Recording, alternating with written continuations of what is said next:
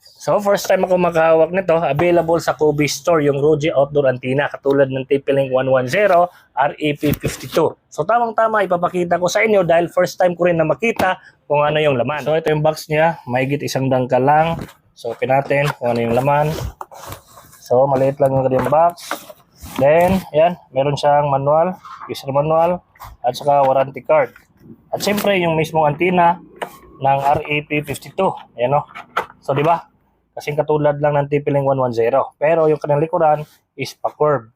Then, yung kanyang mismong antenna na 2.4 ata o dual. Dual band. Meron siyang 5 GHz. Yan, sa dalawa.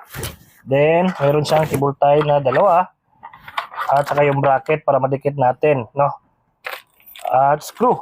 So, yung kulang lang napansin ko is wala siyang PoE adapter. So, tingnan natin sa user manual. Dito, oops. Yan, so mula sa internet, papunta sa router. So, kailangan pa natin ng PoE switch para mapower natin si REP52 ng Roji, no? And dito banda, kikita nyo, lifetime, no? Cloud management. So, design siya for EP Mesh, EP Portal.